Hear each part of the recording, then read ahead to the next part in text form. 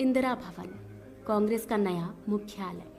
सिर्फ ईंट पत्थर की इमारत नहीं, कांग्रेस पार्टी की 140 साल की गौरव गाथा है। दीवारों पर गढ़े कांग्रेस संविधान के 5 मूल्य हमारे सिद्धांत हैं।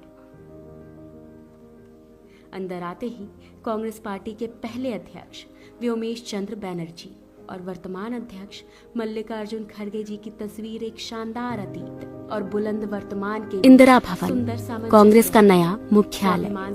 सिर्फ ईंट पत्थर की इमारत नहीं, कांग्रेस पार्टी के 140 साल की गौरव गाथा है। दीवारों पर गढ़े कांग्रेस संविधान के 5 मूल्य हमारे सिद्धांत हैं। अंदर आते ही कांग्रेस पार्टी के पहले अध्यक्ष व्योमेश चंद्र बैनर्जी और वर्तमान अध्यक्ष मल्लिकार्जुन खड़गे जी की तस्वीर एक शानदार अतीत और बुलंद वर्तमान के बीच सुंदर सामंजस्य है। स्वाभिमान से चमकता बाबा साहेब अम्बेडकर का चेहरा ऐलान करता है कि सामाजिक स्वतंत्रता के बिना कोई भी आजादी किसी काम की नहीं है। 5 मंजिलों पर अलग अलग जगह लगी करीब 246 दुर्लभ तस्वीरें साक्षी हैं कि भारत और कांग्रेस का इतिहास एक दूसरे में समाया हुआ है। कहीं चर्चिल के घमंड को चकनाचूर कर राउंड टेबल में सच की ताकत के साथ महात्मा गांधी बैठे हैं। कहीं सरदार पटेल और सुभाष चंद्र बोस का स्वाभिमान झलकता है। कहीं रविंद्रनाथ टैगोर और खान अब्दुल गफ्फार खान का राष्ट्रवाद दमकता है। पूरे भवन में हर मंजिल की दीवारों पर 140 साल की टाइमलाइन में इतिहास अंकित है। 1885 के पहले कांग्रेस अधिवेशन से लेकर आज तक पूर्ण स्वराज और सहयोग आंदोलन, नमक सत्याग्रह, क्विट इंडिया मूवमेंट, गरीबी हटाओ, सांप्रदायिकता के खिलाफ और भारत जोड़ो यात्रा जैसे कांग्रेस के निर्णयों ने देश को नई राह दिखाई है। इसी इंदिरा भवन में कहीं आइंस्टाइन का हाथ पकड़े नेहरू विज्ञान और टेक्नोलॉजी के ध्वजवाहक हैं, तो वहीं दूसरी ओर शास्त्री जी की सादगी, किसान और जवान के लिए उनका संकल्प भी गरजता है। इस भवन की दीवारों पर इंदिरा गांधी के साहस के सामने घुटनों पर झुका पूरा पाकिस्तान और बैंक राष्ट्रीयकरण जैसे दृढ़ निर्णय नजर आते हैं। राजीव गांधी के भारत को टेलीकॉम और आईटी क्रांति को अग्रदूत बनाने से लेकर देश में तमाम शांति समझौते भी दिखाई देते हैं। नरसिम्हा राव सरकार का वो निर्णय झलकता है जिसने इस देश की अर्थव्यवस्था को ग्लोबलाइज कर दिया। सोनिया गांधी जी का त्याग और समर्पण दमक रहा है और यही दीवारें गवाह है कि 2004 में हर प्रोपेगेंडा को ध्वस्त करके सोनिया जी के करिश्माई नेतृत्व ने कांग्रेस को विजय दिलाई थी। 2004 से लेकर 2014 तक डॉक्टर मनमोहन सिंह के नेतृत्व की यूपीए सरकार की लोक कल्याणकारी नीतियों का लेखा जोखा है। यह दीवारें गवाह हैं कैसे सोनिया जी और डॉक्टर साहब ने मिलकर इस देश में सूचना, शिक्षा, मनरेगा और खाद्य सुरक्षा जैसे क्रांतिकारी निर्णय लिए। कैसे नफरत, अराजकता, तानाशाही और भ्रष्टाचार से जूझ रहे 21वीं सदी के भारत को कन्याकुमारी से कश्मीर तक राहुल गांधी की भारत जोड़ो यात्रा ने मोहब्बत से जोड़ दिया। हर फ्लोर पर कांग्रेस अध्यक्ष खड़गे जी की तस्वीरें उनके हौसलों और सबको समता और न्याय दिलाने के उनके समर्पण का प्रतीक है। इस भवन में एक पूरी दीवार पर संत राम जी जैसे समर्पित कार्यकर्ता की तस्वीरें, उनके समर्पण और हर कार्यकर्ता के सम्मान की कहानी है। 5 फ्लोर की ये ग्रीन बिल्डिंग पर्यावरण के अनुकूल है और अब इसी 9A कोटला मार्ग स्थित इंदिरा भवन से कांग्रेस एक नई ऊर्जा, एक नए संकल्प और एक नए विश्वास के साथ भारत के उज्जवल भविष्य और लोगों को न्याय दिलाने के लिए तैयार है।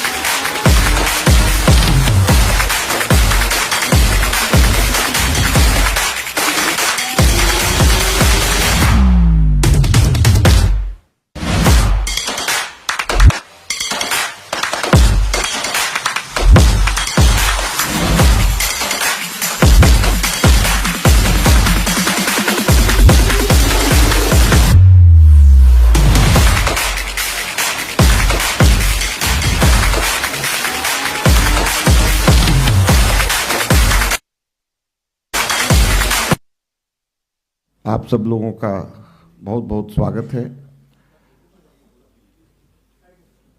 सबसे पहले मैं अनुरोध करूंगा श्री केसी वेणुगोपाल को कि वो आए और यहाँ पे अपना स्वागतीय भाषण दें।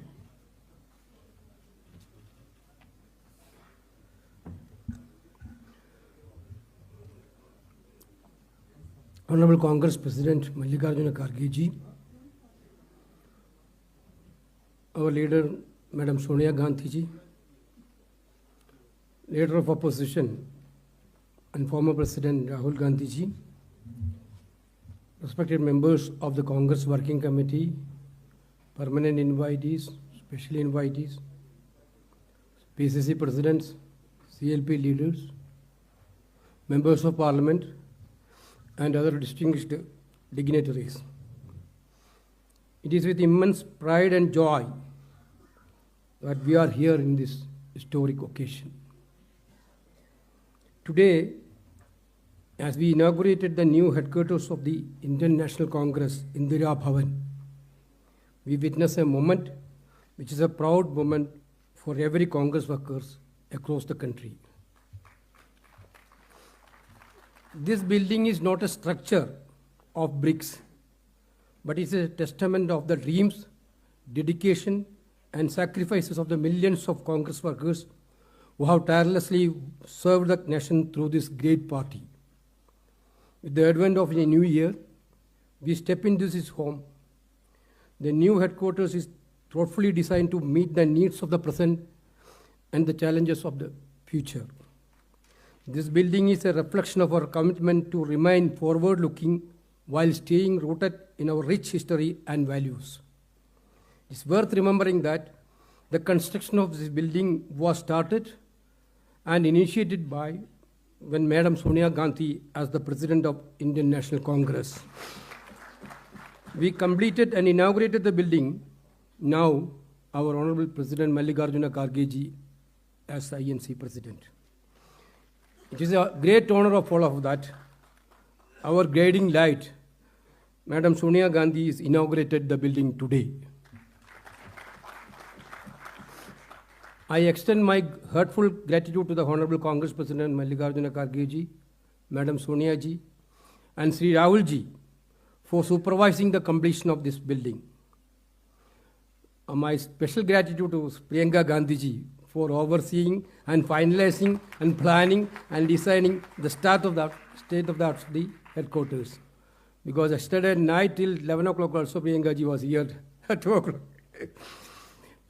Then thanks to Pawan Kera Bansal ji. Before, I also fondly remembers the contribution of late Sri Motilal Vora ji, Ahmed Patel ji, Murali Diora ji, who were closely associated with the planning and construction of this building.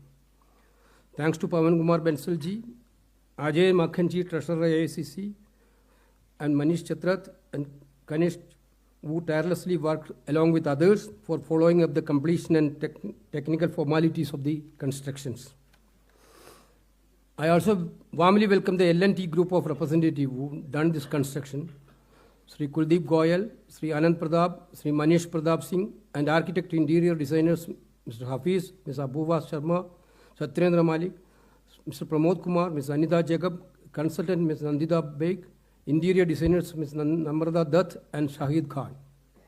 Dear colleagues, as you well see, the Indira Bhavan houses the office of the party functionaries, including Honorable Congress President and former President, and General Secretaries and various departments and frontal organizations. It is also equipped with a library, spacious conference halls, dedicated CWC meeting rooms, and modern media facilities. One of the most striking features of this building is its celebration of our party legacy. The walls and rooms are adorned with the portraits of our great leaders, historic milestones, and inspiring quotes that remind us of the values and vision that have guided us for a century. From the struggle and triumphs of the pre-independence era to the achievement of the post-independent period, this building is a living museum of our party's unparalleled contribution to the nation. This day is not just about the inauguration of a new headquarters. It is about the enduring spirit of the Congress Party. It's a tribute to the courage, determination, and unwavering commitment of millions of Congress workers who have made this moment possible. I once again extended warm welcome to our Congress President, former Congress President, and Leader of Opposition in Lok Sabha, and all our dignitaries, including the working committee members and the chief ministers and the senior leaders. Let us celebrate this moment with the same resolve and passion that has always defined the Indian National Congress. Jai Hind.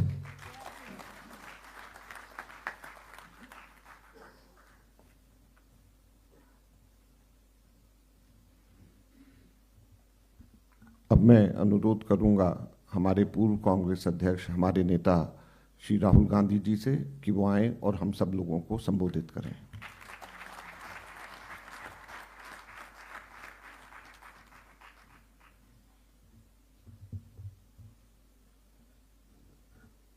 Kharge ji, Sonia Gandhi ji, Honorable CWC members, dear colleagues, I'd like to congratulate all of you on this occasion. We are getting a new headquarters.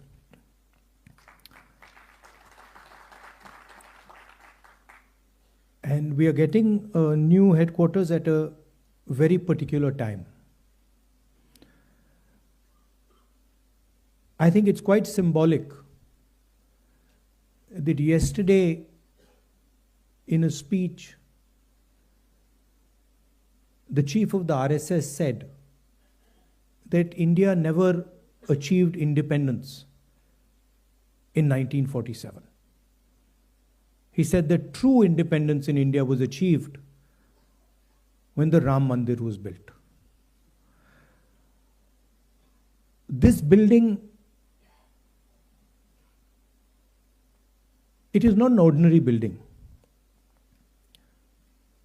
It has emerged from the soil of our country, and it has emerged as a result of the hard work and sacrifice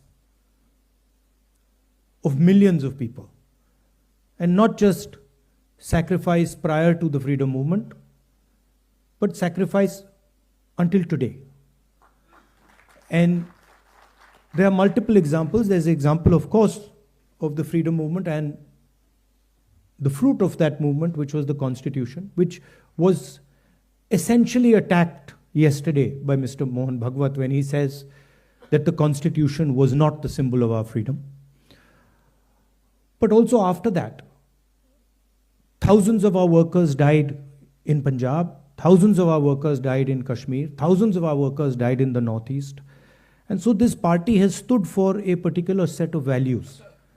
And we can see those values in this building. Unlike the Western world, which focuses on outside the self, the Indian way of thinking is about understanding the self. If you look at our great masters, they're all about understanding precisely who you are, where you come from, who you are, what your nature is. And that, the Bhagavad Gita is about that, Shiva is about that, Guru Nanak Ji is about that, Kabir is about that. All of them are asking the fundamental question, who are you? And this is really the fight that is taking place in India today. There are two visions of the self in India in conflict. One is our idea, the idea of the Constitution, and the other is the idea of the RSS. One idea says India is a union of states. We have, as we entered, I saw, we have all the national languages there, equally placed together. There is no superior language. There is no inferior language. There is no superior culture. There is no inferior culture. There is no superior community, no inferior community. They are all the same. That is written in the Constitution, and it is symbolized by this building. On the other side, there is the idea of a centralized knowledge, of a centralized understanding. Mohan Bhagwat has the audacity to inform the nation every 2 or 3 days what he thinks about the independent movement, what he thinks about the Constitution. In fact, what he has said yesterday is treason, because it is stating that the Constitution is invalid.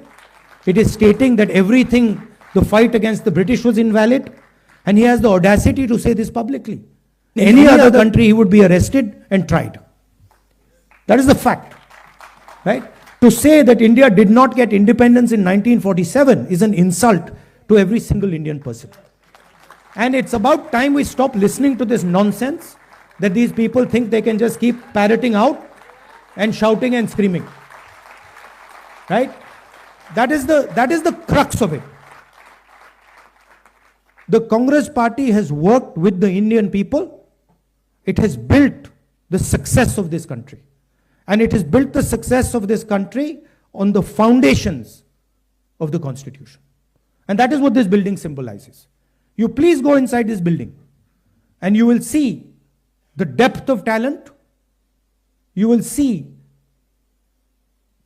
how deeply the Congress party has entered the soul of India.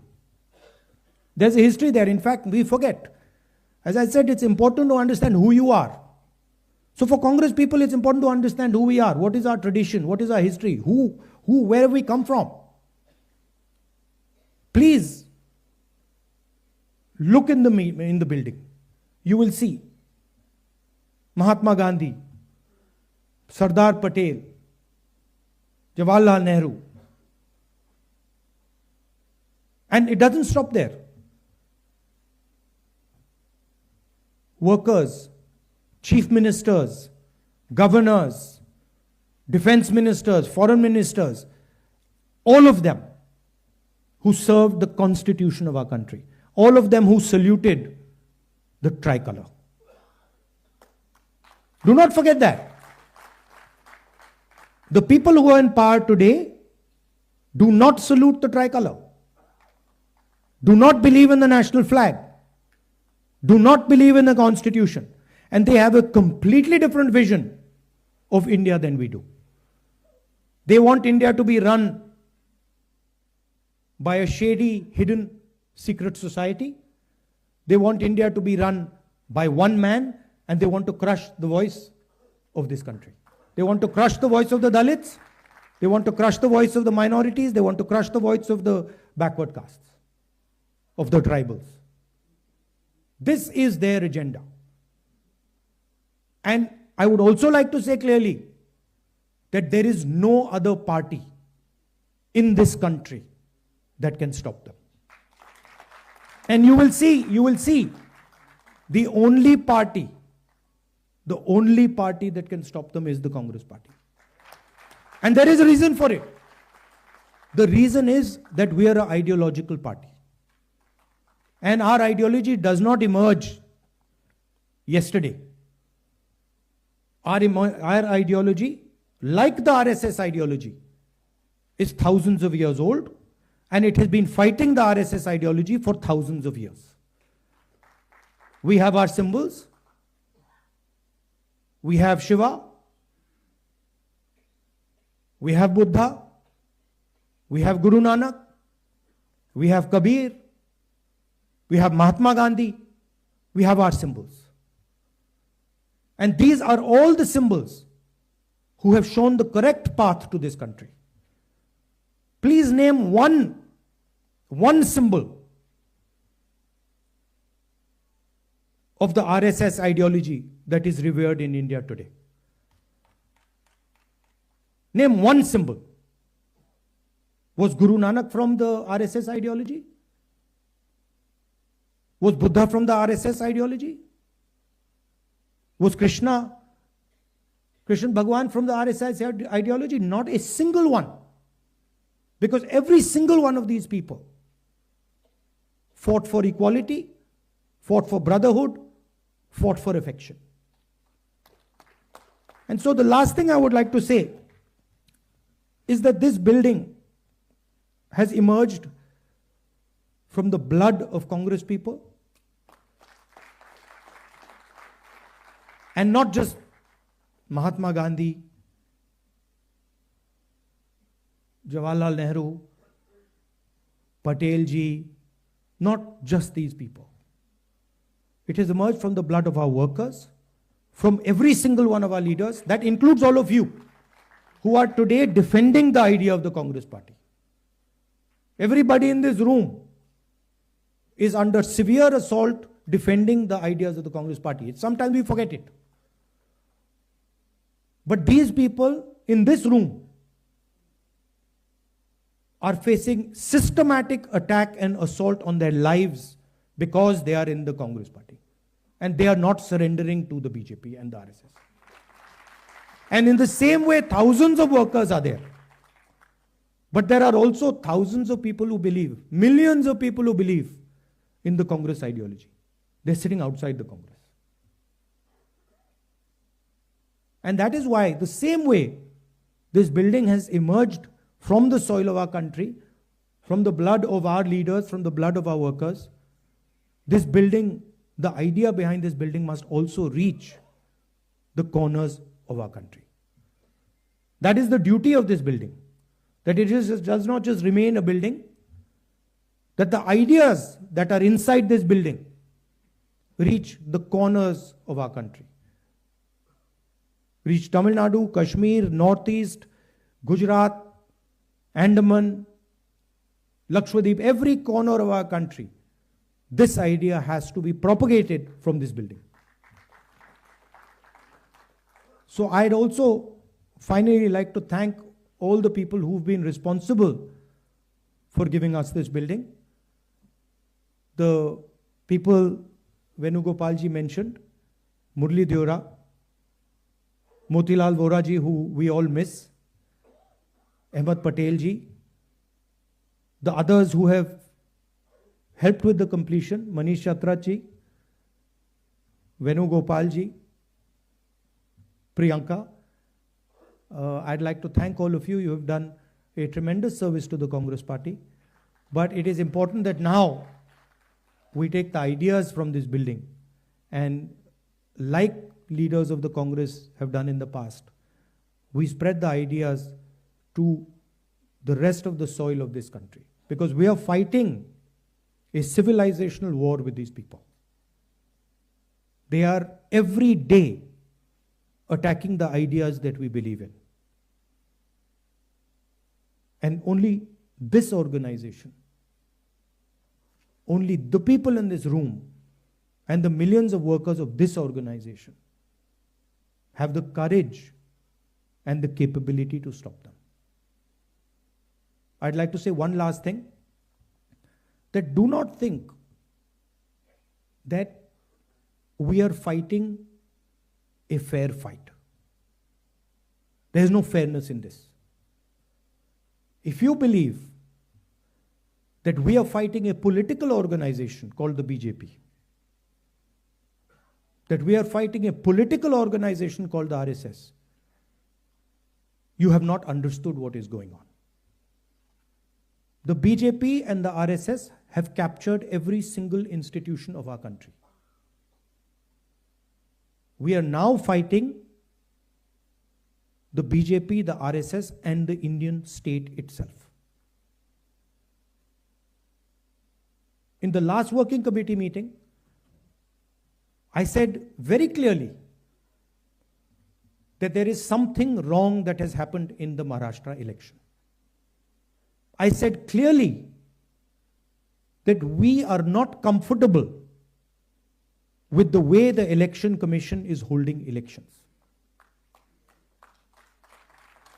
I said very clearly that the large number of new voters that have suddenly appeared, almost 1 crore new voters who have suddenly appeared, between Lok Sabha and Vidhan Sabha in Maharashtra is problematic. And I put a challenge clearly in front of the Election Commission.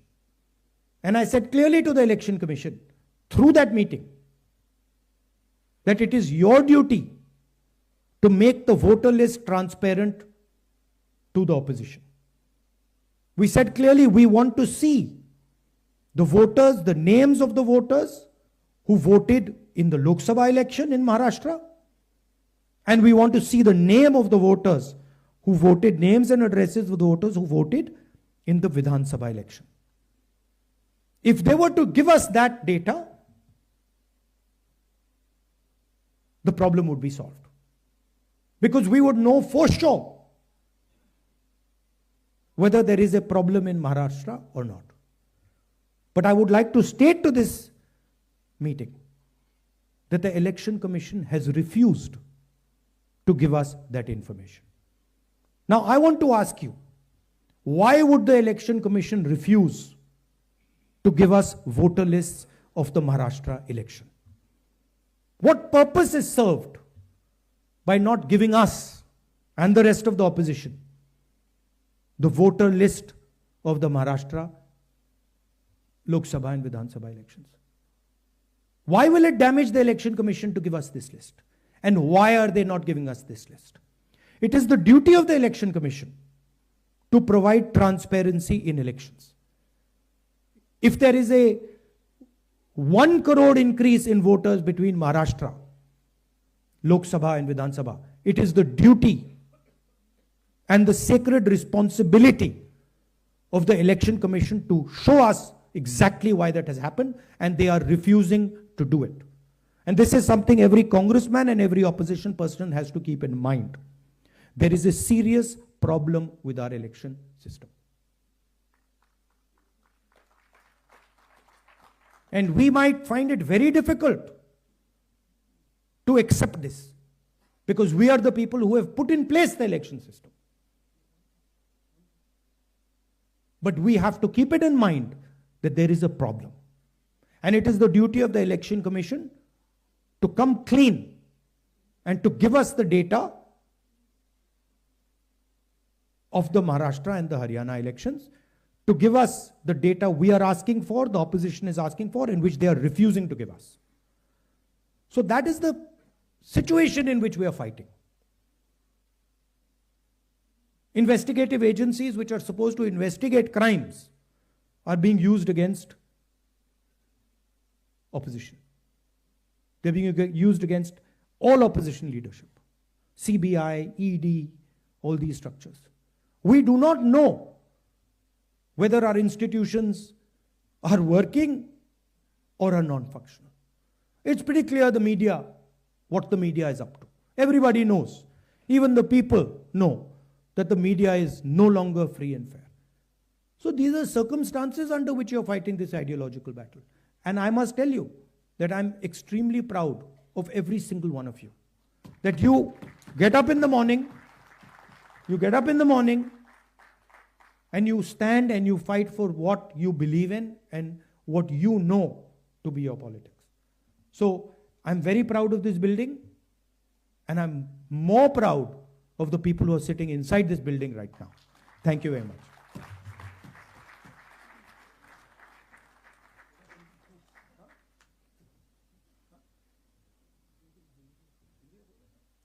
बहुत बहुत धन्यवाद राहुल जी। आपके प्रेरणादायक शब्दों ने नई ऊर्जा को ज़रूर यहाँ पे संचारित किया होगा। मैं अब अनुरोध करूँगा हमारे अध्यक्ष श्री मल्लिकार्जुन खड़गे जी से कि वो आएँ और हम सब लोगों को संबोधित करें। खड़गे जी श्री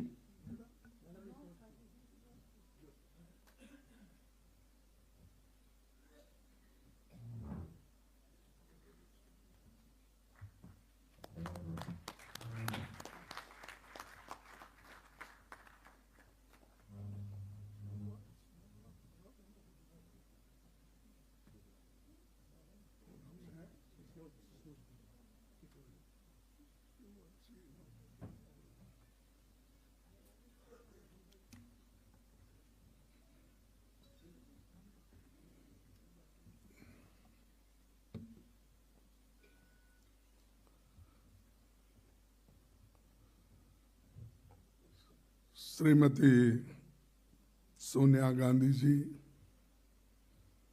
राहुल गांधी जी और मेरे सहयोगी और साथियों, आज मुख्यालय का उद्घाटन हमारे पार्टी के इतिहास में एक मील का पत्थर है।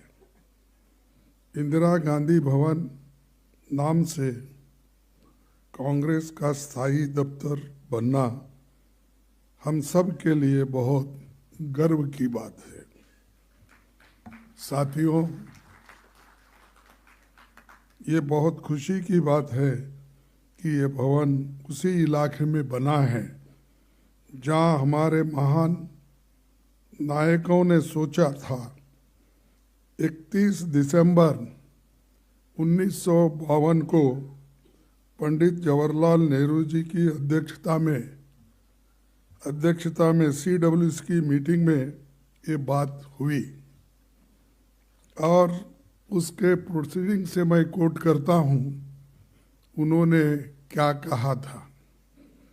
The committee considered the question of the purchase of the site for the AICC office building.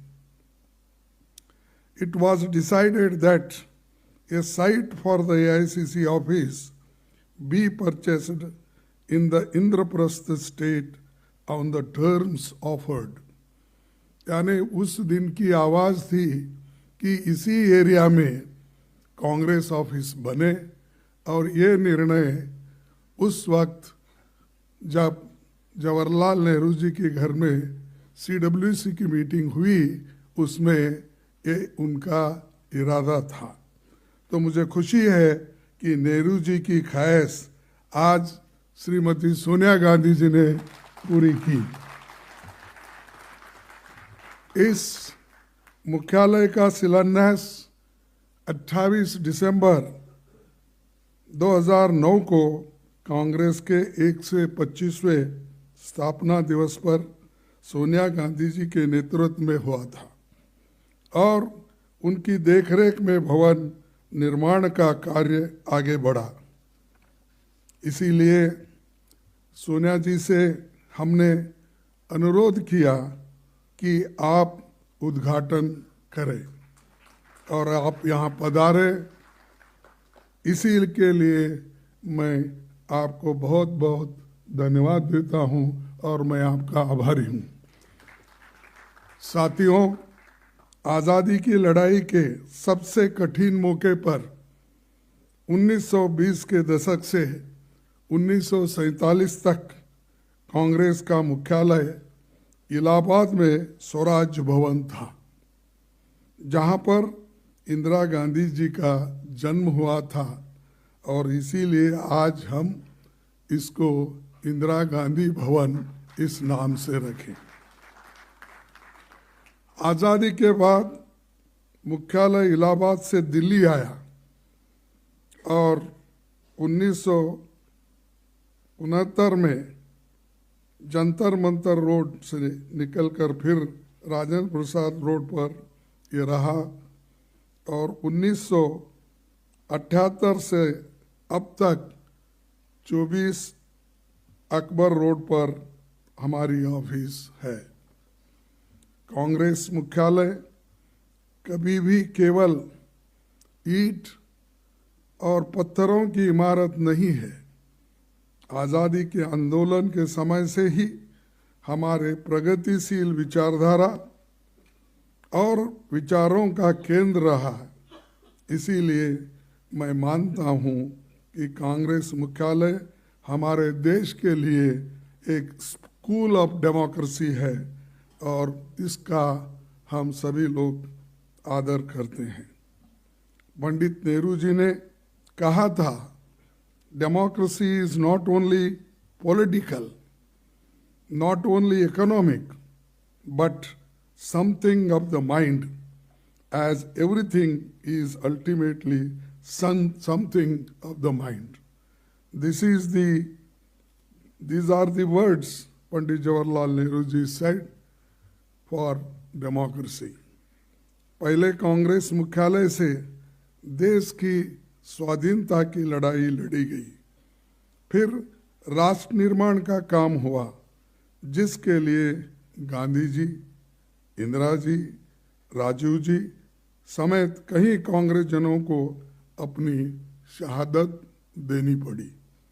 कई विभाजनकारी ताकतें जिनका आज़ादी की लड़ाई में कोई योगदान नहीं था, उन्होंने बाद में संविधान, तिरंगा, अशोक चक्र से लेकर समाज की प्रगति के लिए बन रहे कायदे कानून तक का विरोध किया। और जैसा कि अभी राहुल गांधी जी ने बात कही, जो लोग आज़ादी से वास्ता नहीं था या उसके लिए लड़े नहीं थे, ऐसे लोग क्या बात कर रहे हैं आपको मालूम है। आज ही मैं पेपर में पढ़ा कि जो आरएसएस के मुख्य है भागवत, उन्होंने अपना मुंह खोला और ये कहा कि रियल आज़ादी मिली जब राम मंदिर बना और उसका उद्घाटन किया। तो सहज है कि मोदी और उन्होंने मिल के उसका उद्घाटन किए थे, इसलिए मोदी जी को आज़ादी मिली वो 2014 में, वो समझते हैं, क्योंकि 2014 में वो प्राइम मिनिस्टर बने। और आरएसएस के लोग ये समझते हैं कि जब राम मंदिर बना वही आज़ादी का दिन। ये शर्म की बात है कि हमारे को आज़ादी मिली, आपको मालूम है, सबको मालूम है, 1947 में, और मुझे आज़ादी मिली 1948 में हैदराबाद में। तो आज़ादी मिलने के बाद भी अभी उसको वो स्वीकार नहीं कर रहे, तो इसका मतलब ये है क्योंकि उनको कोई दर्द नहीं, कभी लड़े नहीं, कभी जेल में नहीं गए, इसीलिए वो उनको याद नहीं रहता। हमको याद इसलिए है कि हमारे लोग आज़ादी के लिए मरे हैं, आज़ादी के लिए ठोकरे खाए हैं, घर छोड़े हैं, इसीलिए हमको याद है, उनको याद नहीं है। इसीलिए मुझे ये कहना पड़ता है कि उनका जो स्टेटमेंट है उसको मैं कंडम करता हूँ, और ऐसी स्टेटमेंट अगर वो देते गए तो हिंदुस्तान में फिरना बड़ा मुश्किल उनको हो जाएगा। अब हमारा ये कांग्रेस मुख्यालय उन शक्तियों से लड़ाई लड़ने का केंद्र बनेगा जो संविधान और लोकतंत्र के विरुद्ध काम कर रहे हैं और जो ऐसे विचार फैला रहे हैं। तो इसको तोड़ में हम लोग इस एक केंद्र का उपयोग करेंगे और आप सभी लोग इसके लिए तैयार है, मुझे आशा है। तो मैं और एक बात आपके सामने रखूंगा कि 28 दिसंबर सन 1885 को WC बनर्जी की अध्यक्षता में मुंबई में पहले अधिवेशन से लेकर अब तक के सभी अध्यक्षों और नायकों को हम याद करना चाहिए, क्योंकि इन्होंने सभी संभाला। इसीलिए तो आज हम ये दिन देख रहे हैं और एक के बाद एक, एक के बाद एक उन्होंने त्याग दिया, बलिदान दिया। तो इसीलिए मैं उनको भी नमन करता हूँ, याद करता हूँ।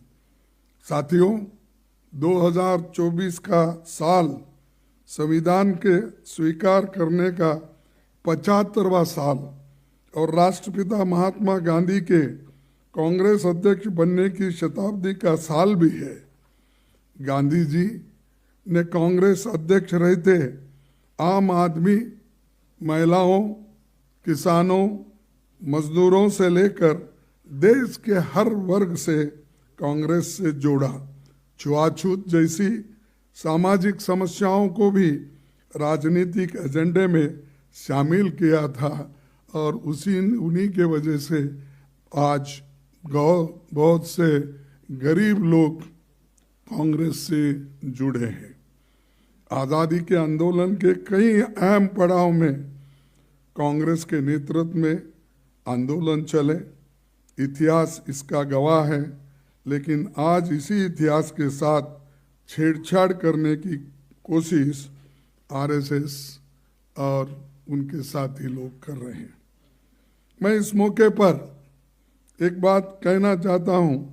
डॉक्टर अंबेडकर जी ने एक बात बताई थी, याद दिलाना चाहता हूं। उन्होंने कहा था, वे इतिहास नहीं बना सकते जो इतिहास भूल जाते हैं।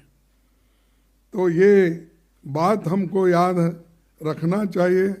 जो इतिहास भूल जाते हैं, जो काम कांग्रेस ने किया उसको अगर भूल जाते हैं, जो लोग आज़ादी हमको दिलाई अगर हम भूल जाते हैं, तो आप कोई नया इतिहास बनाने वाले नहीं हैं। तो ये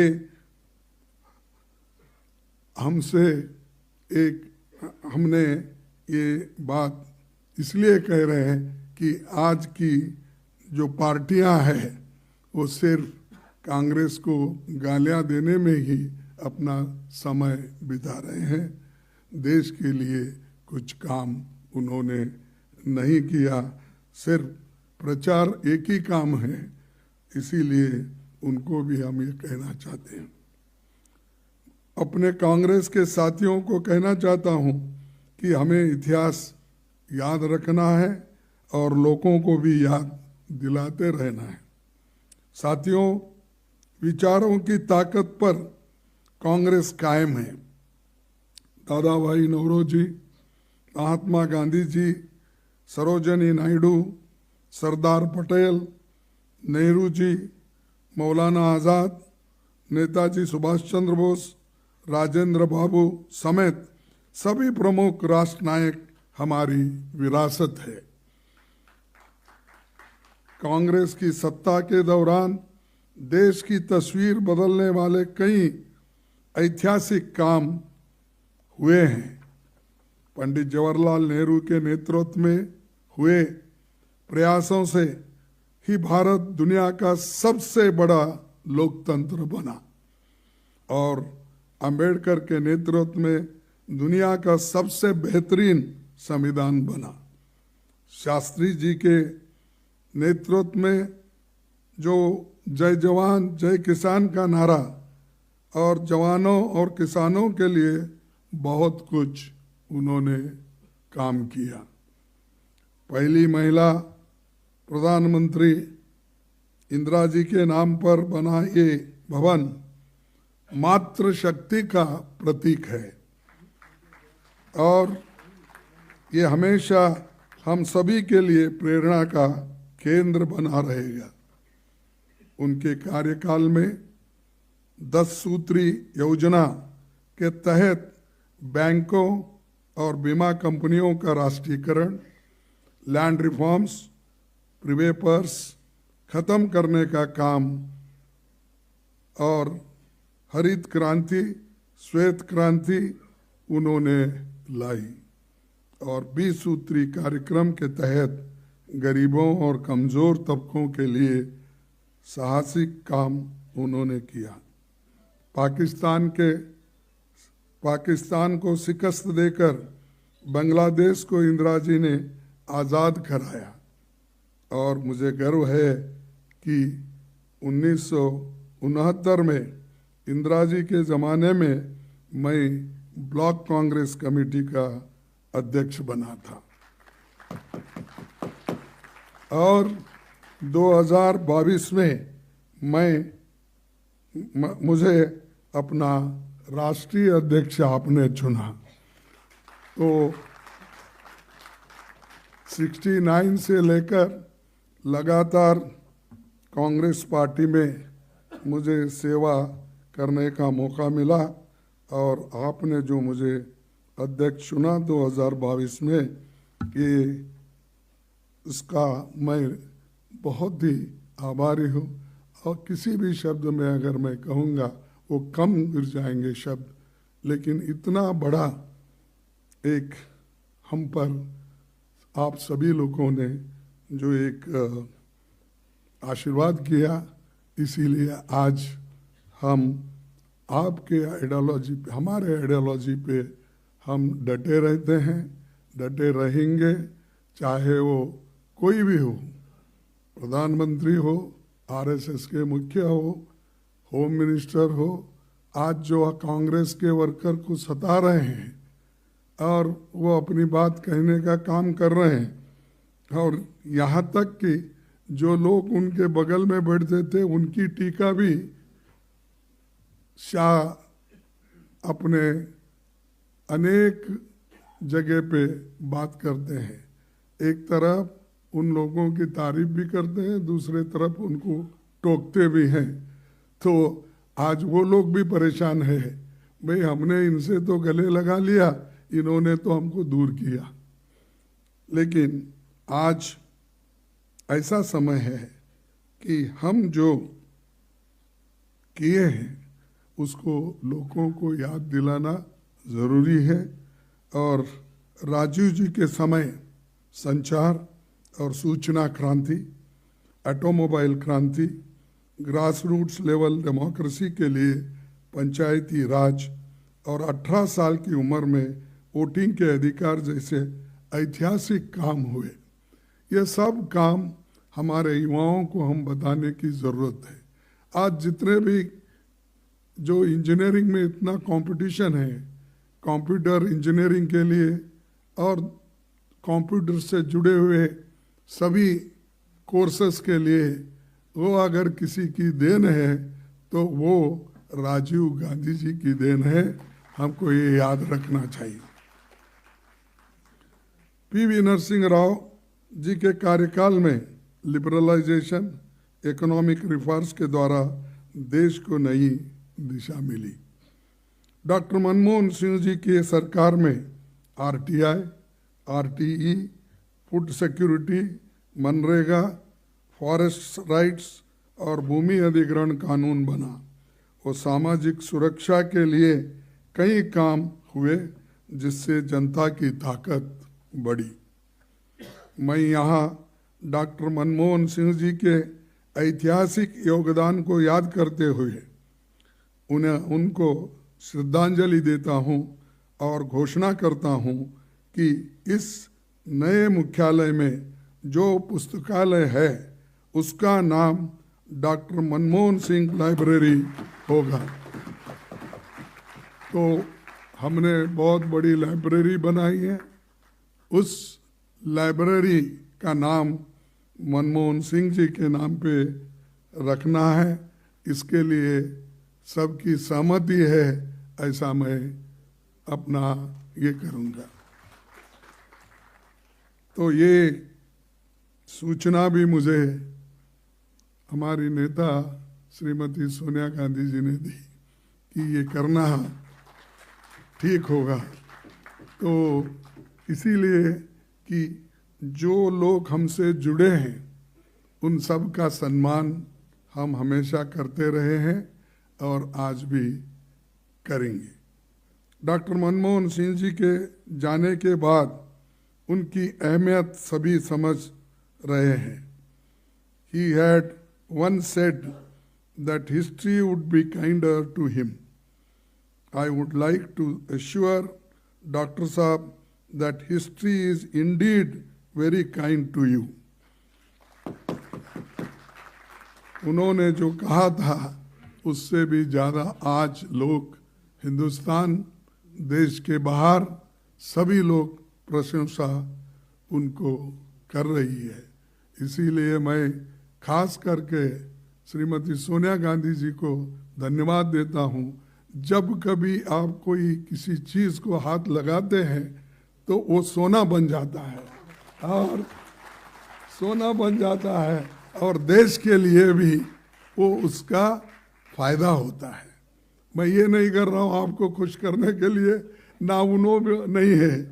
तो मैं इसलिए कह रहा हूँ कि आपने सोच के उस वक्त जो कदम उठाए उसका फायदा सारे देश को हो गया। और आज जब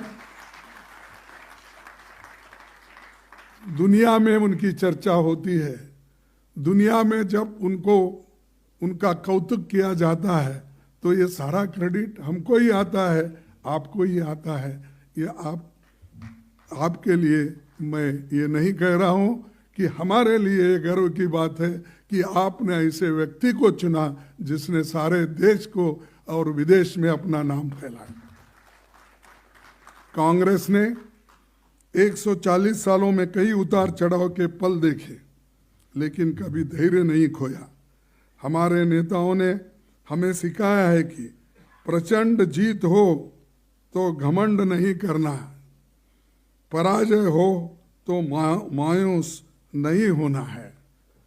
तो जनता के बीच हमें लगातार संपर्क बनाकर एकता और अनुशासन के साथ उनके संघर्ष में भागीदार बनकर समाधान निकालना है। हम पर उनका विश्वास इसमें और भी बढ़ेगा। राहुल जी के नेतृत्व में भारत जोड़ो यात्रा और भारत जोड़ो न्याय यात्रा को सब ने देखा है। उनकी मेहनत और त्याग के बल पर इससे अभूतपूर्व सफलता मिली। संविधान की रक्षा, जातिगत जनगणना, महंगाई, बेरोजगारी और भ्रष्टाचार से लेकर सभी बुनियादी मसलों पर पूरे देश में इसने नई ऊर्जा पैदा की और जनता में जागृति आई। इसी का नतीजा ये रहा कि लोकसभा चुनाव के बाद संविधान विरोधी ताकतें भी अब संविधान की बात करने लगी है। हमें भरोसा है कि पार्टी का नया मुख्यालय कांग्रेस को एक नई ऊर्जा देगा। जनता के हकूक के लिए लड़ते हुए हम कामयाबी देंगे। अंत में मैं उन सभी साथियों, खास तौर पर स्वर्गीय मोतीलाल वोरा जी, अहमद पटेल जी, इनको याद करना चाहता हूँ, जिन्होंने इस भवन के निर्माण में विशेष भूमिका वो बनाए। प्रियंका जी का विशेष धन्यवाद। उन्होंने इस भवन को अंतिम आकार देने में महत्वपूर्ण योगदान दिया और इन सब के प्रयासों का ये नतीजा है। और मैं पहली बार इस ऑफिस में आया हूँ, मैं देखा ही नहीं, लेकिन हमेशा तो प्रियंका जी कहती थी आप आके एक बार देखो तो देखो। बोले, मैं बोला कि मैं पूरा बनने के बाद ही अंदर आऊँगा, तब तक आप। तब उन्होंने हर चीज़ को कहाँ कहाँ कैसे जगह लगाना, इतिहास के जो भी कितने हमारे कहावत है या लिखा पड़े हुए हमारे चरित्र है, वो सबको लगाना, और हर एक चीज़ का उन्होंने बारीकी से ध्यान देकर किया। और मैं ये भी धन्यवाद देना चाहता हूँ उनके साथ जो जुड़े हुए लोग हैं, जो काम किए हैं और उनके साथ रह के उनके इंस्ट्रक्शन को बोले, उस सूचना को जिन्होंने इम्प्लीमेंट किया, उन सभी को मैं धन्यवाद देता हूँ। और मनीष चतरथ और उनके साथी लोग भी ये जो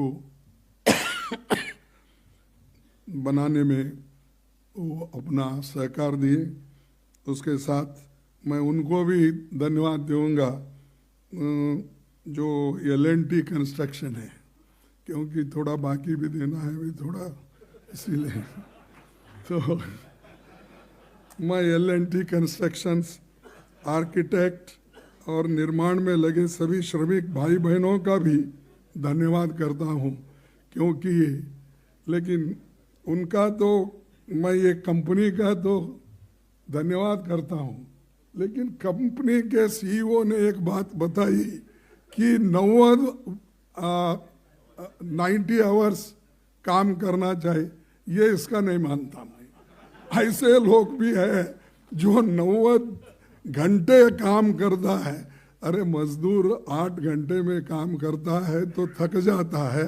इसीलिए पंडित जवाहरलाल नेहरू जी और डॉक्टर अंबेडकर ने ये फैक्ट्री एक्ट बनाते वक्त उन्होंने कहा था कि 8 घंटे से ज़्यादा नहीं, और उसके बाद कोई 9 घंटे बोले, लेकिन इन्हों तो एकदम 12 घंटे 14 घंटे बोल रहे हैं। वो एक को छोड़ना चाहिए, लेकिन मैं कंपनी को अपना धन्यवाद देता हूँ क्योंकि उन्होंने बहुत अच्छा काम करके दिया है, और उन श्रमिकों को भी उनकी मैं तारीफ करना, क्योंकि धूल में धूप में और कोई हमेशा उनको अगर रक्षा भी नहीं है तो रात दिन ये काम किए हैं, चाहे कोई भी हो, उन सबको मैं धन्यवाद देता हूँ।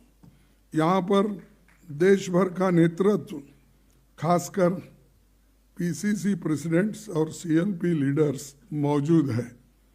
मैं इस मौके पर यह भी अपील करना चाहूँगा कि हमारा राष्ट्रीय मुख्यालय तो इतना शानदार बन गया है, लेकिन हमें चाहिए कि कांग्रेस पार्टी का अपना भवन हर राज्य, मैं आपसे अपील कर रहा हूँ तो कि हमारा राष्ट्रीय मुख्यालय तो इतना शानदार बन गया है, लेकिन हमें चाहिए कि कांग्रेस पार्टी का अपना भवन हर राज्य, हर जिले और हर ब्लॉक में बने। इससे संगठन को बहुत ताकत मिलेगी। ये मेरा अपील आपसे है। अगर आप लोग संगठन को मजबूत करना चाहते हैं तो ब्लॉक लेवल से लेकर पीसीसी तक हमारे बिल्डिंग्स होना चाहिए, ऑफिसर्स होना चाहिए, क्योंकि बहुत से बिल्डिंग्स अभी नहीं बने। और एक आपको याद दिलाना चाहता हूँ, एक सुप्रीम कोर्ट का जजमेंट है, वो 1969 के पहले जो प्रॉपर्टी कांग्रेस की थी, इंदिरा गांधी के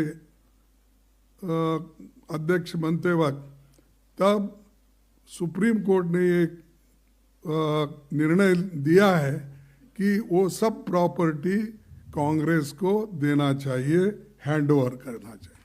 इसी बेसिस पे हमारे कर्नाटक में जो बिल्डिंग देवेगौड़ा के पास थी, जेडीएस के पास, तो हमने वापस ली। हमारे वहाँ के सभी नेता लोग कोशिश किए और उसके बाद आज लाखों की प्रॉपर्टी है। तो इसीलिए मैं आपसे अपील करता हूँ, जहाँ जहाँ भी पुराने 1969 से पहले जो प्रॉपर्टी कांग्रेस के नाम से थी, उसको आप कानूनी कार्रवाई करके अपने पास लीजिए, वो एक है। और दूसरा, जहाँ नहीं है, आप कृपया बिल्डिंग बंद कर आप एक खुशी कांग्रेस पार्टी को दीजिए। इतना कहते हुए मैं आपको फिर एक बार धन्यवाद देता हूँ और आपको बहुत बहुत शुक्रिया, और जय हिंद और जय कांग्रेस।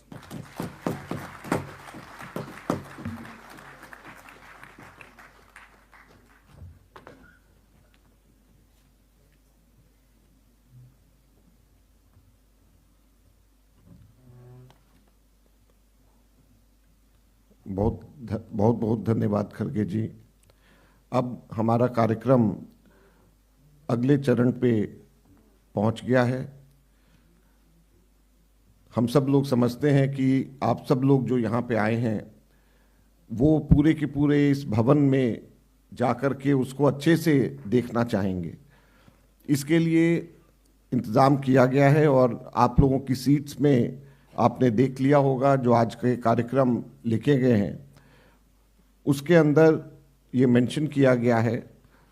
और अभी मेरे बोलने के बाद में स्टेज के ऊपर बैठे हुए माननीय नेतागण और ग्रुप 1 जो मेंशन्ड है लिस्ट में, जितने भी ग्रुप 1 के साथी हैं वो यहाँ से निकलेंगे और मनीष चतरथ जी उनको लेकर के जाएंगे। गाइडेड टूर उनका यहाँ से सीधे अभी शुरू हो जाएगा।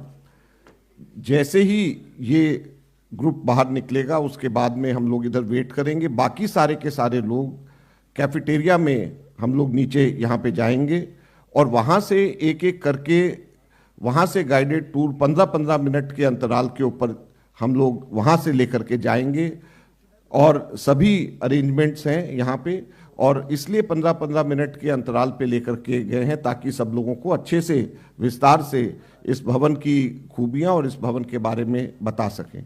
तो मैं अनुरोध करूँगा हमारे नेतागणों को कि वो यहाँ से निकलें।